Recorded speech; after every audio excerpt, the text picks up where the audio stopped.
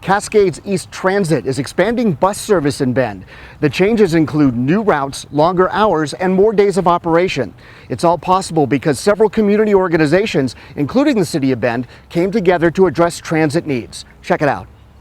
CET's been in operation since 2006, and there's been no measurable expansion to the CET system in all that time. Same routes, same frequency, same hours of operation. So CET is by far the largest transit system in Oregon without a dedicated funding source, and we're working toward that. But in the meantime, some of our key partners throughout the region have recognized that we can't wait for new funding to come in. We need to work together to expand the systems. Primarily it was the City of Bend.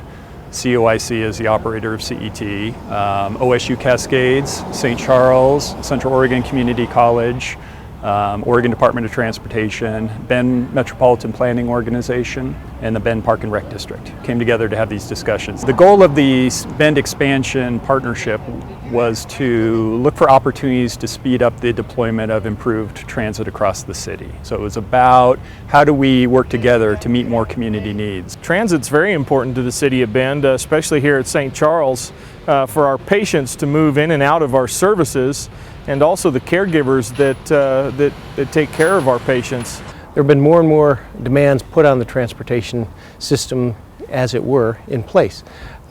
More and more students need to get to and from school. More and more employees need to get to and from work. And coming together as we do in Central Oregon as interested parties and developing this collaborative approach really leads to a much, much better solution than doing it as individual organizations. OSU Cascades is involved in transit improvements in the City of Bend to meet our sustainability goals. So our goal is to reduce vehicle miles traveled for our students, faculty, and staff coming to our campus. We would like to create the infrastructure so it's very realistic and realizable for us to reduce the number of cars on the street.